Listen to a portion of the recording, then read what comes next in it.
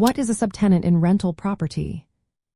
Imagine you're renting an apartment but suddenly have to leave for a few months. You might wonder if you can let someone else stay there while you're gone. That's where understanding what a subtenant is becomes really helpful. A subtenant is a person who rents all or part of a rental property from the person who is already renting it. This person is called the primary or master tenant. Instead of renting directly from the landlord, the subtenant signs a separate agreement with the primary tenant. This is called a sublease or subletting. The subtenant does not have a direct contract with the landlord. Instead, their rights and responsibilities are outlined in the sublease agreement with the primary tenant. The primary tenant remains responsible to the landlord for paying rent and keeping the property in good shape. The subtenant pays rent to the primary tenant and agrees to follow rules set out in the sublease. The sublease agreement usually states how much the subtenant will pay, how long they can stay, and what they are responsible for.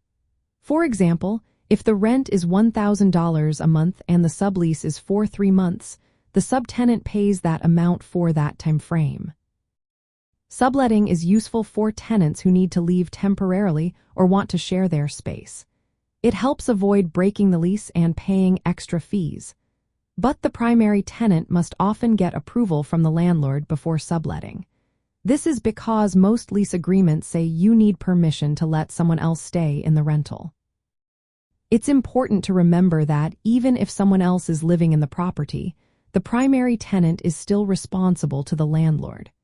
If the subtenant does not pay rent or causes damage, the primary tenant must pay for those costs. In summary, a subtenant rents from the person who is already renting the property. They do not have a direct relationship with the landlord. The primary tenant acts as a middle person, responsible for the lease and the property. Subletting can be a good way to share space or cover costs, but it requires clear agreements and often landlord approval.